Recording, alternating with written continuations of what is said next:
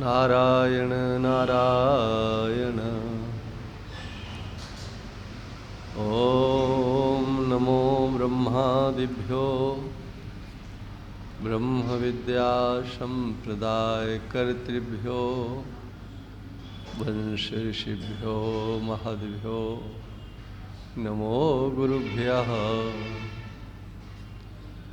शंकरं शंकराचार्यं केशवं बादरायणं श्रोत्रभाष्यकृतौ वन्दे भगवन्तौ पुनः पुनः। प्रशान्तभावं शिवमद्वितीयं प्रदायकं मुक्तिमखण्डबोधम् प्रणाशिकं मोहमदादिदोषान् प्रणमामि तं सद्गुरुवामदेवम्। मङ्गलं दिशतु मे विनायको मङ्गलं दिशतु मे सरस्वती मङ्गलं दिशतु मे माहेश्वरी मङ्गलं दिशतु मे सदाशिवः। पार्थाय प्रतिबोधतां भगवता नारायणेन स्वयं व्यासेन ग्रथितां पुराणमुनिना मध्ये महाभारतम् अद्वैतामृतवर्षिणीं भगवती अष्टादशाध्यायिनी मम त्वामनुसन्दधामि भगवद्गीते भवद्वेषिणी। प्रपन्नपारिजाताय स्तोत्रवेत्रैकपाणये ज्ञानमुद्राय कृष्णाय गीतामृतदुहे नमः। गीतामृतदुहे नमो। श्री राम जय राम जय जय राम। श्री राम जय राम श्री राम जय राम जय जय राम। श्री राम जय राम श्री राम जय राम जय जय राम। श्री राम जय राम श्री राम जय राम जय जय राम। श्री राम जय राम श्री राम जय राम जय जय राम। श्री राम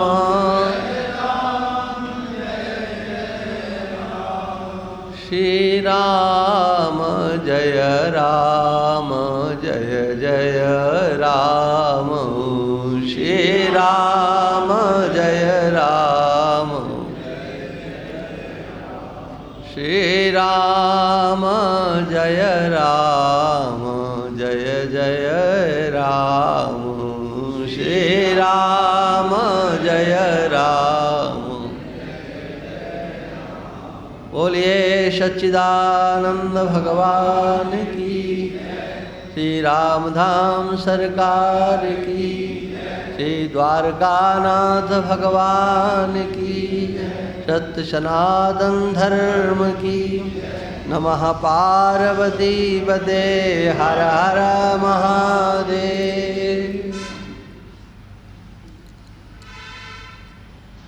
परमादरणीय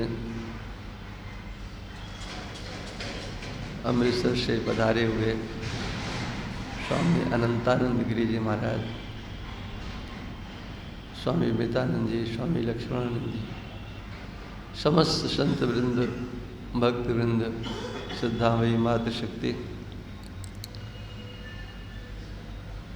गीता जयंती महोत्सव के उपलक्ष्य में गीता ज्ञान यज्ञ, भगवान की वाणी मानव मात्र के कल्याणार्थ है। जो मनुष्य है वह भगवान की वाणी को श्रवण करने का अधिकारी है, आत्मसात करने का अधिकारी है। वह अपने परम लक्ष्य तक पहुँचने की योग्यता लेकर के इस धरा पर आया है, जो इस मानवाकृति में आया है। भगवत साक्षात्कार सगुण साकार स्वरूप का दर्शन से लेकर के प्रत्यगाभिन्न परम तत्व का साक्षात पर्यंत ब्रह्म साक्षात्कार की योग्यता वाला ये मानवाकृति है। जिसको मानवाकृति प्राप्त है वह योग्यता उसके अंदर स्वाभाविक रीति से है। कल ये चर्चा आप लोगों के समक्ष चली थी। अर्जुन के अंतर में एक विषम स्थिति देखी गई। एक क्षण पहले अर्जुन युद्ध के लिए तत्पर दिखाई पड़ते हैं, लेकिन जब दोनों सेनाओं को देखा और सेनाओं में खड़े हुए जितने भी थे उनको देखा तो अर्जुन का चित्त विचलित हो गया। इन अपने स्वजनों को युद्ध में मारने से कल्याण मेरा नहीं हो सकता है और मैं इन्हें मारूंगा नहीं। सामर्थ्य होते हुए भी मैं इन्हें नहीं मार सकता। प्रश्न होगा कि अगर आप इन्हें नहीं मारोगे तो ये तुम्हें मारेंगे। बोले हाँ, इनको मैं अधिकार देता हूँ। ये है देखो अपनत्व की भावना की पराकाष्ठा।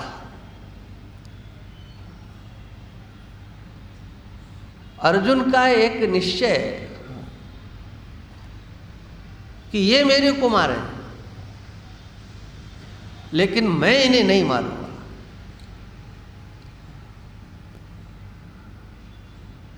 ये संसार के राज्य की बात क्या है? अपि त्रैलोक्य राजस्य हेतो हो किम न मही कृते। इनको मारकर अगर तीनों लोकों का राज्य मिले वो भी मुझे नहीं चाहिए, तो फिर ये पृथ्वी के राज्य की बात ही क्या है? यदि माम अप्रतीकार मशस्त्रम शस्त्र पाणया धातराष्ट्रा रणे हन्युस तन्मे क्षेम तरम भवेत। मैं अपना कल्याण इसमें मानूंगा कि मेरे हाथ में कोई अस्त्र शस्त्र नहीं हो, उनके द्वारा प्रतिकार, उनके द्वारा प्रहार किए जाने पर भी मैं कोई प्रतिकार नहीं करूं। मेरे हाथ में अस्त्र शस्त्र नहीं और वो अस्त्र शस्त्र लेकर के मेरे ऊपर प्रहार करें। ये धृतराष्ट्र के पुत्र मुझे मार दे, धातराष्ट्रा रणे हन्यु, मुझे मार दे। इनके द्वारा मेरे ऊपर प्रहार करने पर मेरी मौत हो जाएगी ना, तो मैं उसमें कल्याण देखूंगा। इसमें मेरा कल्याण है। ये है अर्जुन की सोच। और इसी सोच को भगवान कृष्ण ने कहा ये मानव मात्र की सोच है। जो समाज में, संसार में, परिवार में रह रहा है, यही तो है। एक दायरा बना लिया। अर्जुन ने कितने युद्ध जीते और कितनों को नहीं मारा है। धनंजय नाम ही इसलिए पड़ा, राजाओं को अकेले अर्जुन ने जीत करके युधिष्ठिर के चरणों में ला करके डाल दिया था, सबसे धन एकत्रित किया था। तब अर्जुन के मन में कभी दया नहीं आई, करुणा नहीं आई, ममता नहीं आई, क्योंकि वो अपने नहीं थे ना, वो दूसरे थे। अभी तक अर्जुन ने जाने कितनों को मारा है, कितने युद्ध किए हैं अर्जुन ने, लेकिन अर्जुन के मन में ये भाव तो कभी नहीं आया। और वो अपने भी कैसे, जिन्होंने अच्छा कुछ किया ही नहीं जीवन में, जिनसे जीवन में कुछ अच्छा बना ही नहीं, और विशेष करके पांचों भाइयों के प्रति कुछ अच्छा व्यवहार जिन्होंने नहीं किया, उनके प्रति भी अर्जुन का ये भाव। और इन्हीं भावों को देख करके भगवान कृष्ण ने कहा कि तुम्हारा ज्ञान नहीं है, ये अज्ञान है, अज्ञान भी नहीं है, ये तुम्हारा अंतर का कस्मल है, कस्मल। कुतस्त्वा कस्मल विदम विषमेशम उपस्थितम अनार्यजुष्टम स्वर्गम अकीर्ति कर्म अर्जुन क्लैब्यम मास्मगमा पार्थ। ये तुम्हारे अंदर अर्जुन कस्मल कहाँ से आ गया? ये कालुष्य, ये मल, जिस मल ने तुम्हारे विवेक विज्ञान को आच्छादित कर दिया, ढक दिया, तुम आज कहां से कहां आकर के खड़े हो गए। आप अपने पूर्वजों का स्मरण करो, इतिहास का चिंतन करो। क्या जो तुम कह रहे हो ऐसा किसी श्रेष्ठ पुरुष ने आज तक किया है? युद्ध के मैदान में जाकर के शंखनाद होने के बाद, भेरी बजने के बाद, और फिर ये कह देना कि मैं युद्ध नहीं करूंगा, अनार्यजुष्टम। किसी भी श्रेष्ठ महापुरुष के द्वारा, आर्य के द्वारा, श्रेष्ठ महापुरुष के द्वारा ऐसा नहीं किया गया है अर्जुन, जैसा तुम करने की सोच रहे हो। और इससे मिलेगा क्या? सोचते हो कि तुम्हें कुछ मिल जाएगा। अरे कहा तो ये गया है कि युद्ध करते करते अगर कोई प्राण छोड़ देता है तो वह उस परिव्राट योग युक्त यति के स्थान को प्राप्त करता है, जो युद्ध करते करते अपने प्राणों को छोड़ देता है।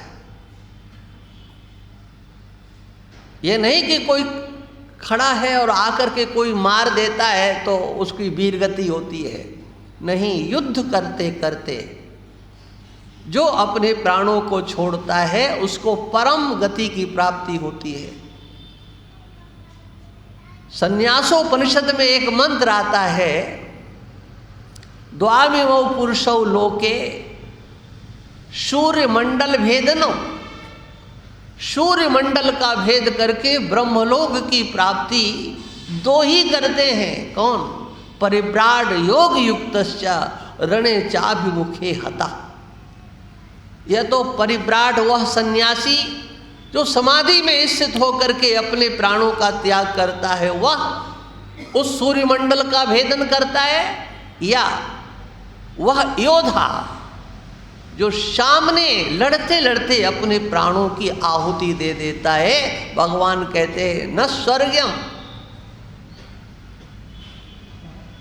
परलोक भी तो तुम्हारा इससे नहीं बनने वाला है। और अर्जुन, इससे तुम्हारा अपयश ही होने वाला है, इससे कीर्ति तुम्हारी होने वाली नहीं है। इसलिए इस नपुंसकता को छोड़ो, इस क्लिब्यता को छोड़ो। ये तुम्हारे हृदय की दुर्बलता है, ये अज्ञान है, ये तुम्हारा ज्ञान नहीं है। ये तुम्हारी जो उदारता है, इसको तो इतिहास में कायरता के रूप में लिखा जाएगा, कहा जाएगा।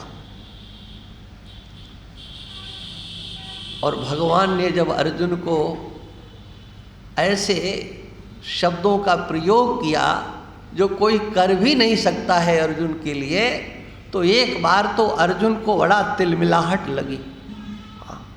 मेरे को ये नपुंसक कह रहे हैं, मेरे को अनार्य कह रहे हैं। मैं श्रेष्ठ नहीं हूं, मैं आर्य नहीं हूं, मैं अनार्य हूं। और अर्जुन ने सीधे तिल मिला करके भगवान के सामने एक वाक्य बोला, कथम। माने कथम कह करके भगवान के कहे हुए जितने भी आरोप थे उन पर प्रश्न लगा दिया। कैसे? क्या अपने गुरुजनों को मारना ये श्रेष्ठता है? यही आर्यों का कार्य है? गुरुजनों को मार करके स्वर्ग मिले क्या?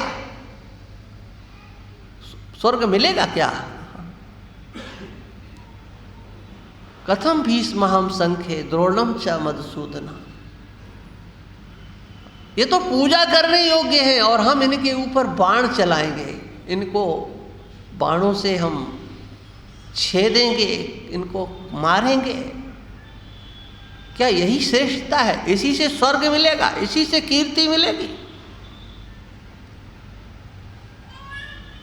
और फिर आप कहते हैं युद्ध करो, हाँ, तो ये वैभव मिल जाएगा, राज्य मिल जाएगा।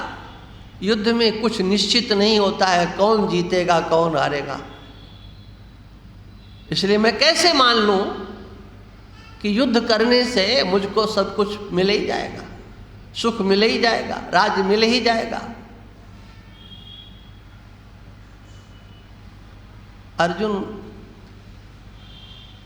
धीरे धीरे अपनी कमजोरी पर दृष्टि डालते हैं और दूसरे अध्याय के 7वें और 8वें श्लोक में अपनी अंतर की स्थिति को भगवान के समक्ष रखते हैं। और ये कहते हैं कि हाँ, आप जो कहते हैं कुछ कुछ हमको भी लगता है।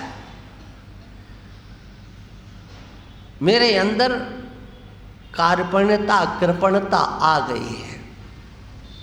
ये कार्पण्य दोष मेरे हृदय में आ गया है। कार्पण्य दोषो पहत स्वभाव पृच्छामि त्वाम धर्म सम्मूढ़ चेता यच्छ्रेयस्या निश्चितम ब्रूहि तन्मे शिष्यस्तेहम शाधिमाम त्वाम प्रपन्नम नहीं प्रपश्यामि ममापनुद्याद यच्छोकमुच्छोषणमिन्द्रियाणाम अवाप्य भूपा अपस्मत्र मृद्धम राज्यम सुराणाम अपि चाधिपत्यम।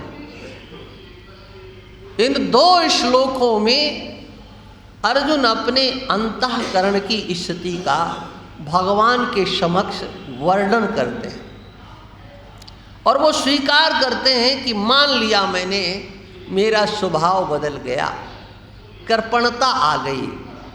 कृपणस्य भावः कार्पण्यम। देखो, लोक में कहा जाता है कि बहुत कृपण है। उस कृपण का अर्थ हिंदी में होता है कंजूस। हाँ, ये बहुत कंजूस है, ये कृपण है ना। कृपणता क्या है?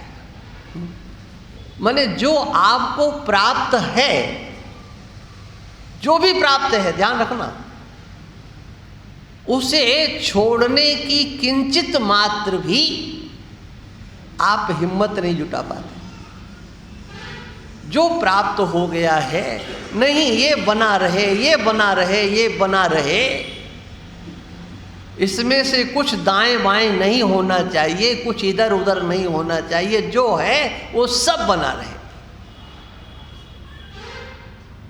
केवल पैसे की बात नहीं है, उसको कंजूस लोक में कह दिया जाता है, कृपण कह दिया जाता है जो दान इत्यादि नहीं करता है, समेटता ही रहता है।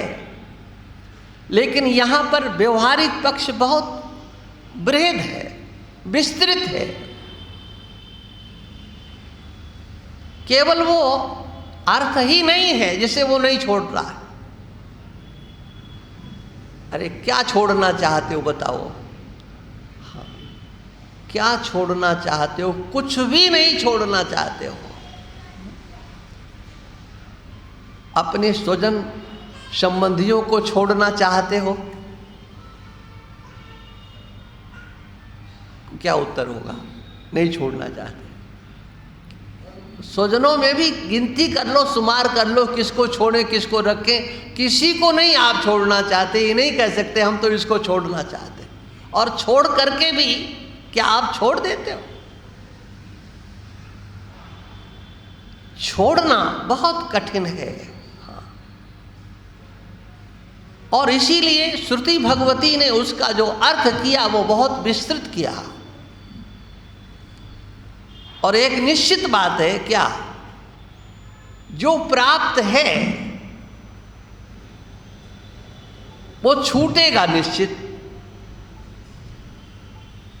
उसे आप छोड़ेंगे निश्चित। सब कुछ छूट जाएगा, निश्चित छूट जाएगा। कुछ भी रहने वाला नहीं है, सब छूटेगा। तो बोले छूटेगा तो ये मिला किस लिए था? मिला इसलिए था कि उसे हम पकड़ लें, उसे हम प्राप्त कर लें, जो कभी छूटे नहीं, जिसका कभी वियोग नहीं हो, जिससे हम कभी अलग नहीं हो। माना ये शरीर नश्वर है, अनित्य है, दुख रूप भी है, सब कुछ है, लेकिन इसकी महिमा ये है कि इसको प्राप्त करके हम उसे प्राप्त कर लें जो इस शरीर से, संसार से सबसे विलक्षण है। ऐसा बुद्धिमताम बुद्धिर मनीषा च मनीषिणाम। बुद्धिमानों की बुद्धिमत्ता, मनीषियों की, विचारकों की विचार की कुशलता इसी में है कि जो नष्ट होने वाला है उसके माध्यम से हम उसे पकड़े जो कभी नष्ट नहीं होने वाला है। ऐसा बुद्धिमता बुद्धिर मनीषा च मनीषिणाम यह सत्यम अनिर्तेन। जो सत्य है उसे झूठ से पकड़े। देखो आप, ये भगवान कृष्ण कहते हैं। हाँ, जो सत्य है उसको, जो सत्य नहीं है उससे पकड़े, उससे समझे। यह सत्यम अनिर्तेन इह माने इस शरीर में प्राण शक्ति और प्रज्ञा शक्ति अपना काम करे। जब तक प्राण शक्ति और प्रज्ञा शक्ति कार्य करती है, इनके योग से हम वह पुरुषार्थ करें जिससे कि जो सत्य है वह पकड़ में आ जाए। प्राण और प्रज्ञा का वियोग हो जाए। प्राण तो रहे और प्रज्ञा नहीं रहे तो बताओ क्या कर पाओगे? है? क्या आपने नहीं देखा? जाने कितने हैं, सांस तो चल रही है लेकिन प्रज्ञा नहीं है, बुद्धि नहीं है। बोले अब तो ये कोमा में चले गए, अब कब तक रहेंगे? कोई ठिकाना है? कोई पता नहीं है। 6 महीने, साल भर, 2 साल, 3 साल, हाँ ऐसा देखा जाता है। अब है क्या? प्राण शक्ति है इसलिए आप उसे मुर्दा नहीं कह सकते हो। उसमें आप देख रहे हो कि प्राण शक्ति चल रही है, लेकिन प्रज्ञा शक्ति किसी के बिना प्राण शक्ति का कोई उपयोग नहीं होता है। और प्रज्ञा है और प्राण नहीं है। माने आपके शरीर की शक्ति क्षीण हो गई है, फिर आप क्या कर पाओगे। इसलिए यह माने यहाँ पर इसी शरीर में प्राण शक्ति और प्रज्ञा शक्ति के रहते रहते हम ऐसा उद्यम करें, ऐसा पुरुषार्थ करें जिससे कि हम जो सत्य है उसको प्राप्त कर लें। यह सत्यम अनर्तेनेह मर्तेन आपनोति माम मृतम। मुझ रित को, मुझ सत्य को इस मरण धर्मा शरीर का आश्रय लेकर के प्राप्त करो। छूटने वाला तो शव है, और इसीलिए श्रुति भगवती कहती है योवा एतद अक्षरम गार्गी अभितत्वा अस्मान लोकात प्रयति शक्रपण। ये श्रुति सम्मत व्याख्या है। उस परम तत्व को, उस अक्षर को, उस अविनाशी तत्व को, ब्रह्म तत्व को जाने बिना जो इस लोक से चला गया, कोई धर्मात्मा है, पुण्यात्मा है, तपस्वी है, सब ठीक है, परोपकारी है, अहर्निश परोपकार में लगा रहता है, समाज के लिए रात दिन लगा हुआ है, बहुत अच्छा है, वो वंदनीय है। लेकिन श्रुति भगवती कहती है वो कृपण ही है जो उस अक्षर तत्व को, ब्रह्म तत्व को, परमात्म तत्व को जाने बिना इस लोक से चला जाता है। हाँ, कहो कुछ भी, वो तो साकेतवासी हो गए, वो गोलोकवासी हो गए, वो वैकुंठवासी हो गए, वो ब्रह्मलीन हो गए, शब्द ही तो हैं, बोलो कुछ भी बोलो। लेकिन श्रुति भगवती कहती है वह कृपण है। कौन? जिसने उस परमात्म तत्व को जाने बिना, प्रत्यक्ष किए बिना, साक्षात अपरोक्ष विज्ञान के बिना, अपरोक्षानुभूति के बिना जो गया है वो कृपण है। अर्जुन के द्वारा कार्पण्यता को स्वीकार कर लिया गया। वास्तव में मेरे अंदर कार्पण्यता है, मैं इन समग्र स्वजनों को देखना चाहता हूँ, कोई जाए नहीं, कोई हमारे सामने से ओझल नहीं हो, मेरा स्वभाव बदल गया है। और सच ये है कि मुझे ये भी पता नहीं है कि मेरा आज कर्तव्य क्या है।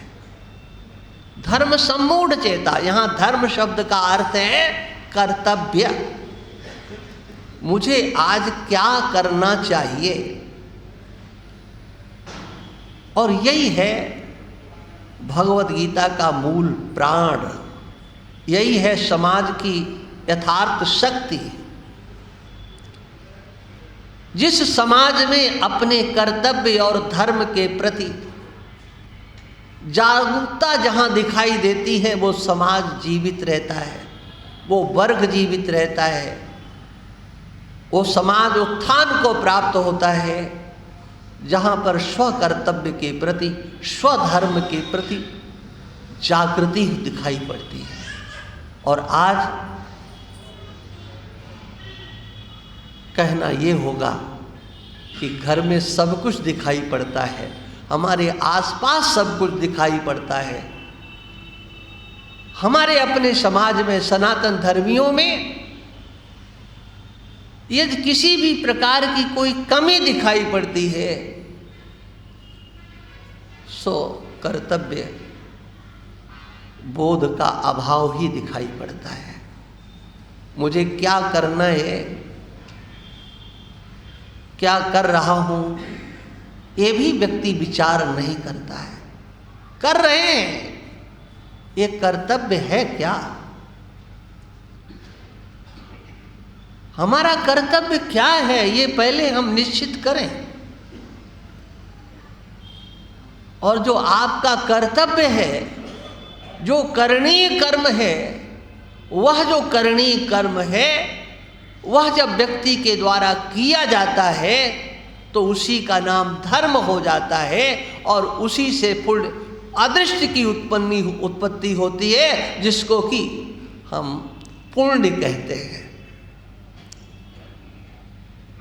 वो आपका कर्माचरण, आपके द्वारा किया गया कर्म, जो आपका कर्म है वही धर्म बनता है।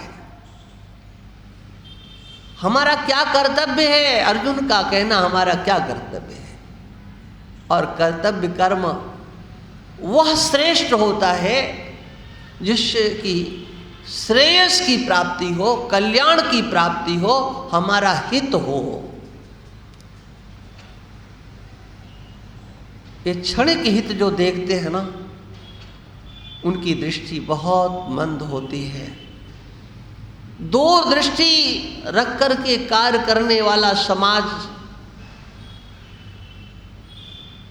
आगे बढ़ता हुआ दिखाई पड़ता है, लेकिन क्षणिक सुख के लिए, थोड़ी देर के लिए संतुष्ट हो जाना। नेताजी घर पर आ गए, बोले वाह बस हम तो इन्हीं के समर्पित हो गए, क्योंकि ये हमारे घर आ गए, हमारी इन्हें दरवाजे की सड़क बना दी है, हमारा बिल माफ कर दिया है, हमको इन्होंने ये दे दिया है मुफ्त का। और भले ही वो मुफ्त का सब कुछ दे करके आपका सब कुछ छीन ले, हाँ, उसकी आपको चिंता नहीं।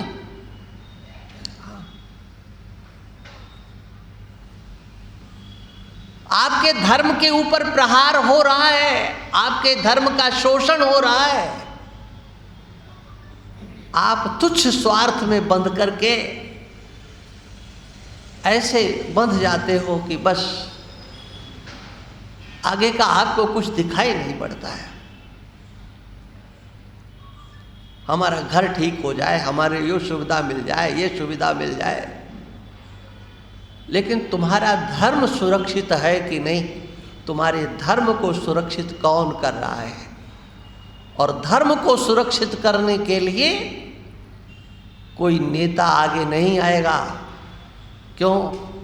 अब आशा भी छोड़ दो, क्योंकि तुम्हारे देश का संविधान धर्मनिरपेक्ष हो चुका है, और जैसा धर्मनिरपेक्ष देश का संविधान है, हाँ, तो वो धर्मनिरपेक्षता को ही आगे करके नहीं हम किसी के साथ पक्षपात नहीं कर सकते, हाँ, हम तो समानता का दर्शन अपने व्यवहार में करके दिखाएंगे, सबका विकास एक साथ करेंगे। हाँ।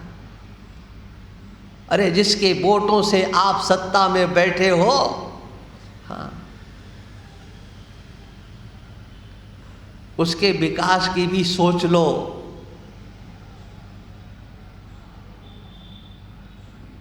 उसके विकास से राष्ट्र का विकास होगा, सबके विकास से राष्ट्र का विकास नहीं होगा।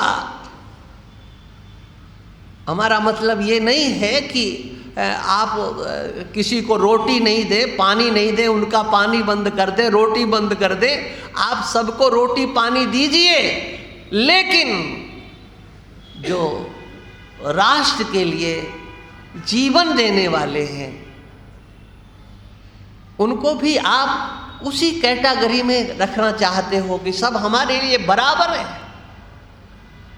ये बराबरी का स्वरूप, इस पर भी हमारे नेताओं को, कर्णधारों को अच्छी प्रकार से चिंतन करना चाहिए। हमारा धर्म सुरक्षित रहेगा तो ध्यान रखना, हम राष्ट्र को सुरक्षित कर पाएंगे। हमारा धर्म सुरक्षित रहेगा तो हम लोक को भी बना पाएंगे और परलोक को भी बना पाएंगे। इसलिए लोक और परलोक दोनों को बनाने के लिए धर्म की आवश्यकता है।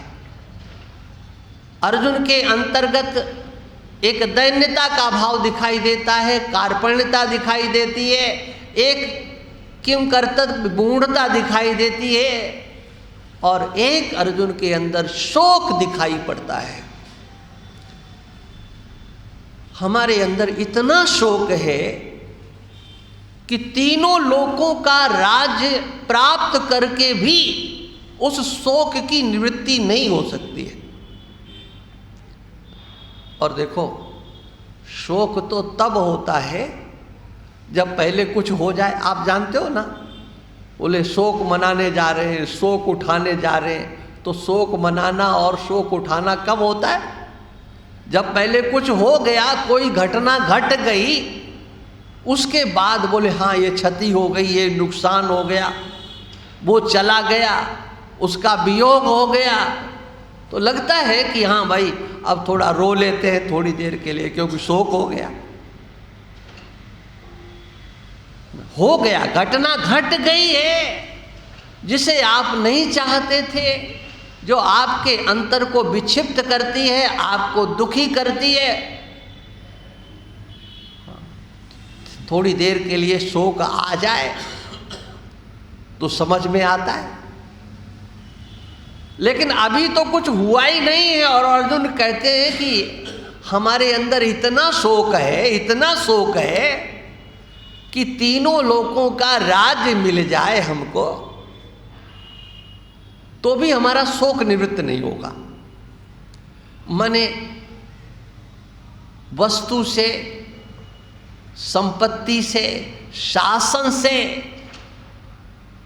पद से, प्रतिष्ठा से हमारा शोक दूर होने वाला नहीं है।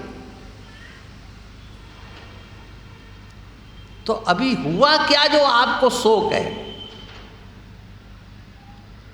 अभी तो युद्ध हुआ नहीं ना, अभी तो सब जैसे के तैसे खड़े हैं। हाँ, इतना ही तो हुआ है कि केवल सबने अपने अपना शंख बजा दिया, इसके अलावा तो कुछ हुआ नहीं है। हाँ, सब मर मरा जाते, चले जाते, और अकेले आप बचते तो फिर रोते, ये कहते कि हाँ भाई शोक है, हम बहुत दुखी हैं, इस दुख का निवारण करो। हाँ, ये विचित्र, यही है भगवद गीता। ये भगवान की वाणी का उद्देश्य क्या है? और इसीलिए भगवत्पाद शंकराचार्य भगवान कहते हैं, अर्जुन के द्वारा जहां से बोलना प्रारंभ किया गया, या यूं कहो कि प्रथम अध्याय से लेकर के दूसरे अध्याय के 10वें श्लोक तक भाष्यकार भगवान कहते हैं ये समग्र मानव मात्र की स्थिति है। और वहीं खड़े हैं जहां पर अर्जुन, अभी हुआ कुछ नहीं है, लेकिन हाँ, बिना हुए ही बहुत कुछ हो जाता है। और ऐसा सबके जीवन में होता होगा, भले ही आप लोग कहें या मत कहें, कि कभी कभी अकेले होते और परिकल्पनाएं होने लगी क्या, कि ऐसा हो गया तो क्या होगा, ऐसा हो गया तो क्या होगा, ये उसका हो जाएगा, उसका हो जाएगा, और फिर सिवाय रोने के अलावा और कुछ होता नहीं है। हुआ कुछ नहीं है, सब ठीक है, लेकिन अकेले बैठे और मनोराज्य हो गया। ये भी हो सकता है, ऐसा भी हो सकता है, ऐसा भी हो सकता है, आज नहीं हुआ तो कल हो जाएगा, ऐसा दिखाई पड़ता है। माने बिना कुछ हुए भी व्यक्ति शोक संविग्न हो जाता है, और ये देखने में मिलता है। तो ऐसे उस शोक की निवृत्ति, उसका उपाय क्या हो सकता है? अंतर में जो किम कर्तव्य विमूढ़ता हमारे अंतर आ गई है, उसको दूर करने का रास्ता क्या है? मेरा धर्म क्या है, मुझे क्या करना है? और ध्यान रखना चाहिए कि यह जो मानवाकृति हमें आपको प्राप्त है, यह वास्तव में धर्म को धारण करने के लिए ही, धर्म का उपदेश यदि किसी को दिया जा सकता है ईश्वर की सृष्टि में, तो ये मनुष्य ही है। इसके सिवा किसी को धर्म का उपदेश नहीं दिया जा सकता, कभी नहीं दिया जा सकता। तुम्हारा क्या कर्तव्य है, ये उपदेश दिया जा सकता है, आप सबको बताया जा सकता है, लेकिन आपके सिवा और किसी को बताया नहीं जा सकता है। और इसीलिए देखो, ये भारत भूमि धर्म प्रधान देश है, इसकी चर्चा मैं कर चुका हूं। यहां पर थोड़ी थोड़ी दूर में धर्म क्षेत्र दिखाई पड़ते हैं, वो सब धर्म क्षेत्र है। जिस धर्म क्षेत्र शब्द से ही भगवद गीता का प्रारंभ होता है, और इसको प्रयोग किसने किया ये भी आप जानते हैं। धृतराष्ट्र के द्वारा ये बोला गया, धर्म क्षेत्रे कुरुक्षेत्रे संवेतायुत्सव। धर्म क्षेत्र में वो जो कुरुक्षेत्र है वो तो धर्म क्षेत्र है।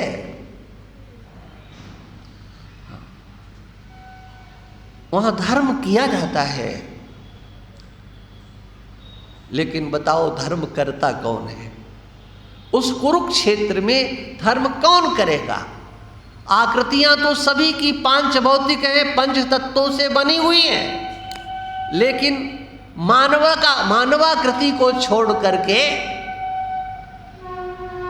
माने कार्यकरण संघात में अहंता वाला पुरुष ही धर्म का अधिकारी होता है, ये ध्यान रखना। कार्यकरण संघात यही आकृति है। कार्यकरण का संघात तो अन्यत्र भी दिखाई पड़ता है, लेकिन मानवाकृति में जो कार्यकरण संघात की विशेषता है वह कहीं नहीं है। और इसीलिए प्रयाग क्षेत्र है, नैमिष क्षेत्र है, पुष्कर क्षेत्र है, ये सब धर्म क्षेत्र हैं। तो ध्यान रखना, ये आपकी जो आकृति आपको प्राप्त है, ये जो मानवाकृति है, ये भी धर्म क्षेत्र है। और इसीलिए भगवान कृष्ण 13वें अध्याय में कहते हैं, इदम शरीरम कौन्तेय क्षेत्रमित्य विधीयते। अर्जुन, ये शरीर भी क्षेत्र कहा जाता है, ये धर्म क्षेत्र है। और ये ऐसा विलक्षण क्षेत्र है, क्षेत्र की विशेषता है कि वहां जाकर के आप धर्म करेंगे तो आप दो भागों में अपने को विभक्त करते हुए दिखाई देंगे। ये हम जो कर्म यहाँ पर कर रहे हैं, जो दान पुण्य इत्यादि कर रहे हैं, ये किसके लिए कर रहे हैं? अपने लिए कर रहे हैं या दूसरों के लिए कर रहे हैं? भगवान को समर्पित करके कर रहे हैं या सकाम भाव से कर रहे हैं? इसका फल मुझे चाहिए या इसका फल मुझे नहीं चाहिए? और ये देखा जाता है, अनुष्ठान किए जाते हैं, वो अनुष्ठानों की जो स्थिति है वो दो प्रकार से ही विभक्त होती है कि मुझे नहीं चाहिए, निष्काम भाव से कर्म करना, और एक सकाम भाव से कर्म करना। और इसी को लेकर के हमारे शास्त्रों के द्वारा दो प्रकार के धर्मों का वर्णन कर दिया गया, एक प्रवृत्ति प्रधान धर्म और एक निवृत्ति प्रधान धर्म। प्रवृत्ति और निवृत्ति प्रधान जो धर्म है उनका स्वरूप उतना ही है क्या? प्रवृत्ति वह जिसमें तीन का संयोग दिखाई पड़ता है, धर्म, अर्थ और काम। 4 पुरुषार्थ हमारे यहाँ माने जाते हैं। धर्म भी पुरुषार्थ है, अर्थ भी पुरुषार्थ है, काम भी पुरुषार्थ है और मोक्ष भी पुरुषार्थ है। किंतु जो प्रवृत्ति धर्म है, उस प्रवृत्ति धर्म में तीनों का संगम दिखाई पड़ता है। लेकिन ये तीनों का संगम सबके जीवन में नहीं दिखाई पड़ता है। कोई कोई सुकृति पुण्यात्मा होते हैं, सदाचारी धर्मात्मा होते हैं, जिनके जीवन में तीनों का संगम दिखाई पड़ता है। धर्म को आगे करके अर्थ का संचय करना, धर्म को आगे करके काम का संचय करना। माने काम क्या?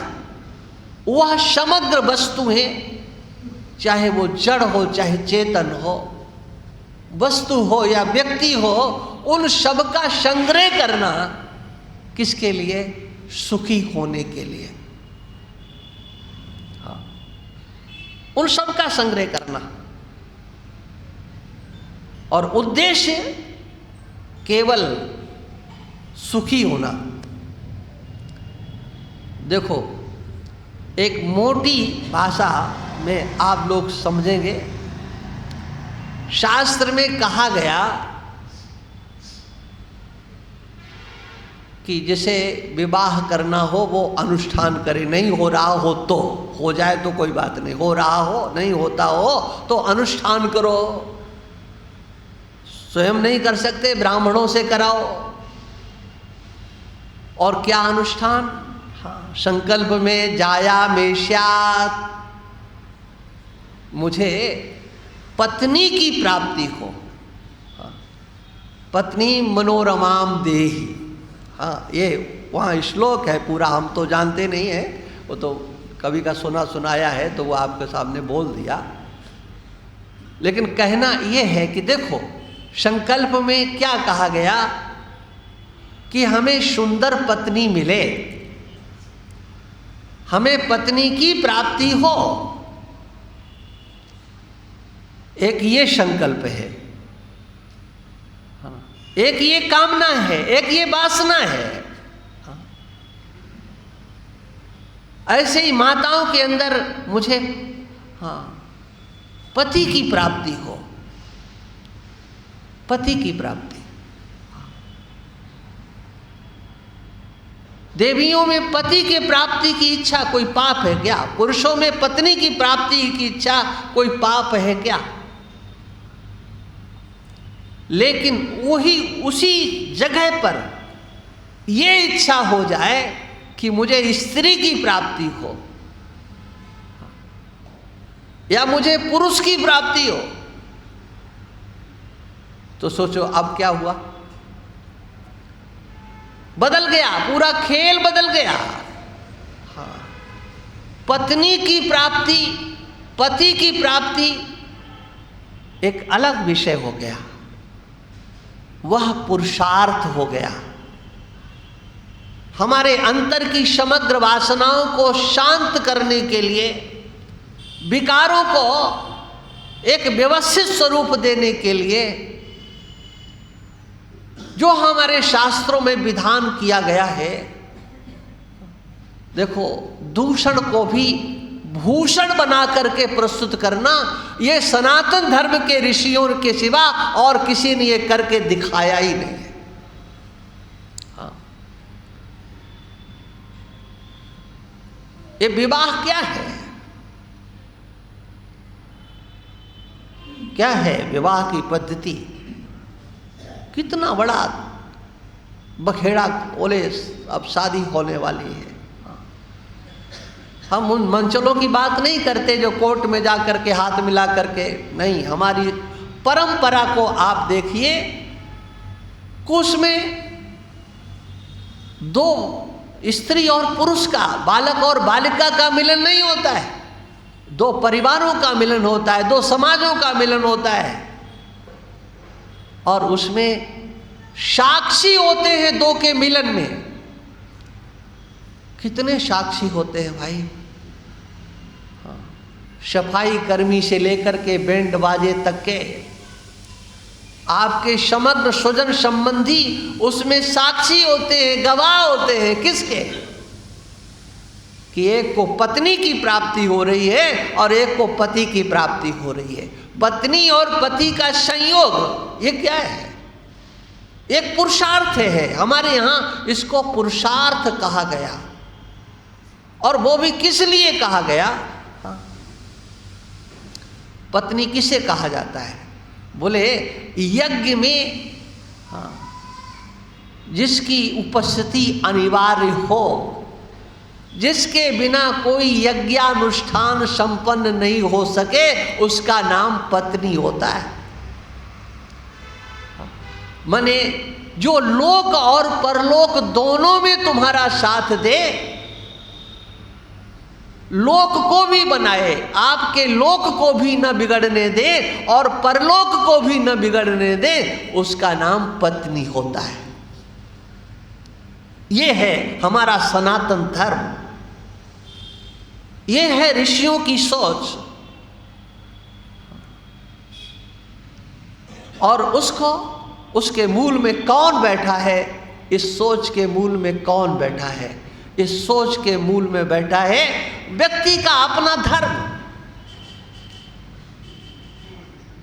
उसका अपना धर्म, उसका कुल का धर्म, उसकी वंश परंपरा का धर्म, एक सामाजिक धर्म, उससे सब जुड़े हुए हैं।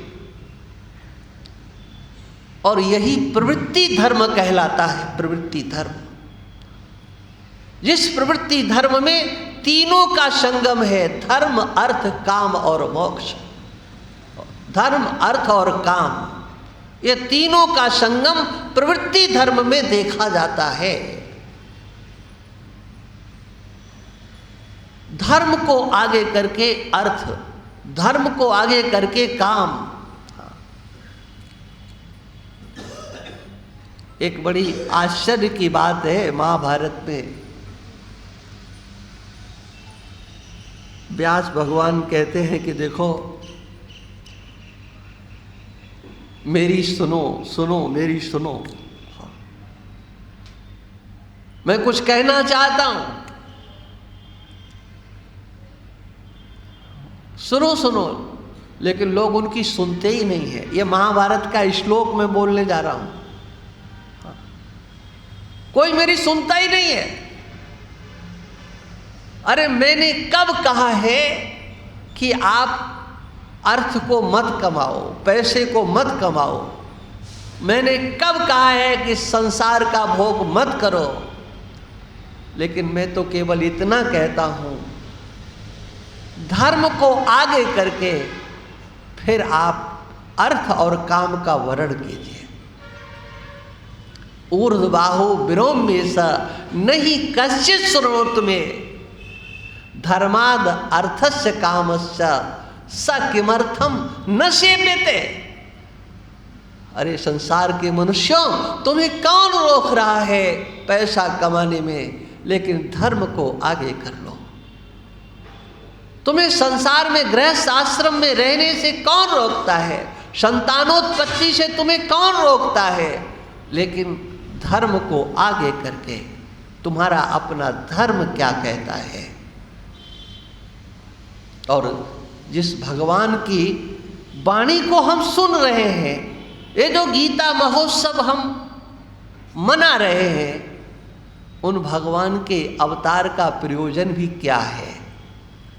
केवल माखन चुराने के लिए भगवान आए थे, चीर चुराने के लिए भगवान आए थे, नाचने के लिए भगवान, हमारे भगवान के अवतार का प्रयोजन क्या है?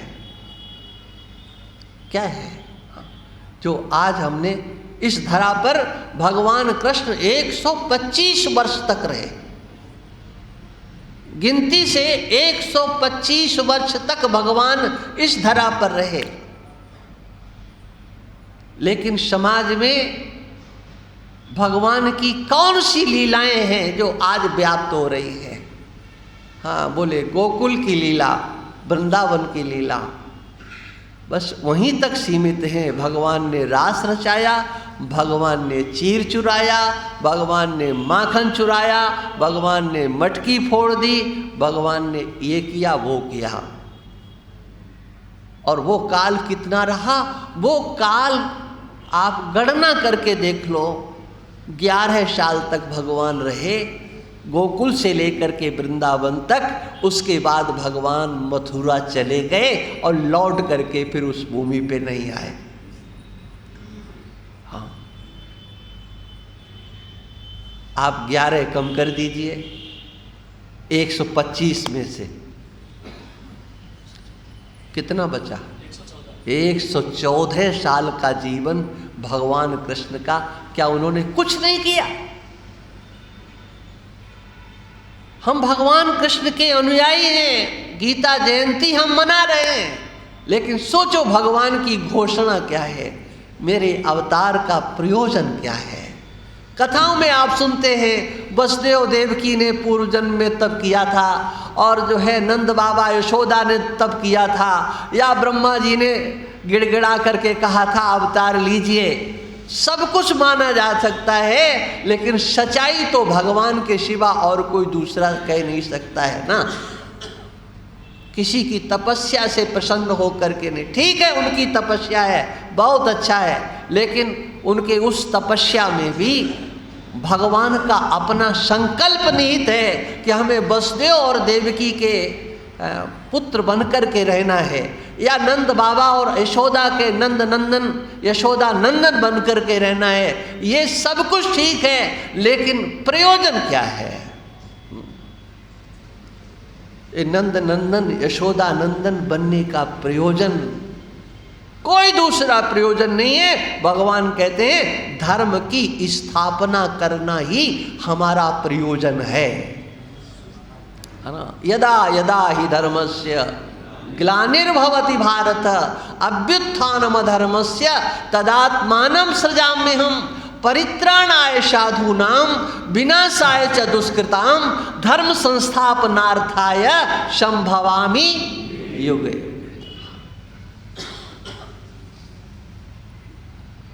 धर्म संस्थापनार्थाय, धर्म की स्थापना करने के लिए मैं अवतार लेता हूं। और धर्म की स्थापना कब होगी?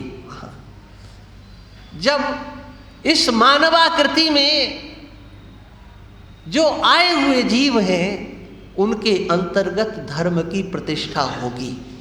वो धर्म का आश्रय लेकर के व्यवहार करेंगे। कोई धर्मात्मा है क्या इस आंख से देखा जा सकता है?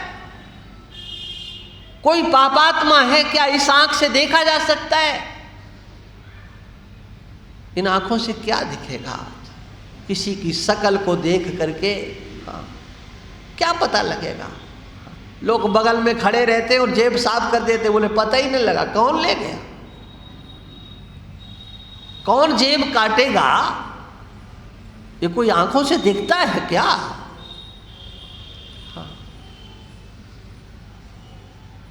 धर्मात्मा पापात्मा इनका दर्शन तो व्यवहारिक धरातल पर होता है, व्यवहार में होता है, आचरण में। हाँ, उसकी प्रतिष्ठा दिखनी चाहिए, और वो स्वयं भगवान करते हुए दिखाई पड़ते हैं। और उसके लिए आवश्यक है जो धर्माचरण नहीं करते हैं, धर्म के विरोधी हैं, उन पर दया दिखाने की कोई जरूरत नहीं है। जो सनातन संस्कृति को मिटाने वाले हैं और साक्षात मिटा रहे हैं, रोज मिटा रहे हैं, तुम उन पर दया दिखाओगे? इनको तुम उपदेश करके सुधार लोगे? सर्वे भवन्तु सुखिनः सर्वे सन्तु निरामया, करो संकल्प, रोज करो, लेकिन हाँ तुम ये संकल्प करो ये दुष्ट सुधर जाएं, ये देश की एकता अखंडता को हाँ मिटाने के संकल्प लेने वाले, नित्य व्यवहार करने वाले, ये तुम्हारे प्रार्थना से सुधरने वाले नहीं हैं। ये प्रार्थनाओं से कुछ होने वाला नहीं है। इस प्रार्थनाओं ने तो हमारे देश को विभक्त करा दिया। गांधी जी प्रार्थना करते रहे, रघुपति राघव राजा राम, और देश के टुकड़े हो गए। उनके अपने उस त्याग से वो कभी मोहित नहीं हुए, वो कभी विचलित नहीं हुए कि अरे ये क्या है।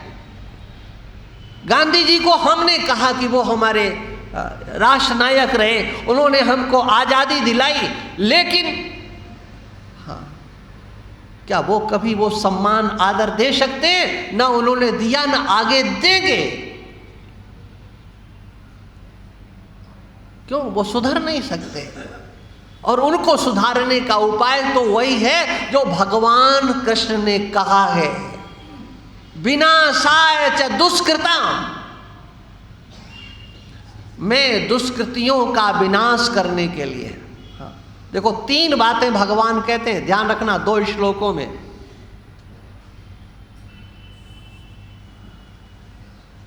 क्या?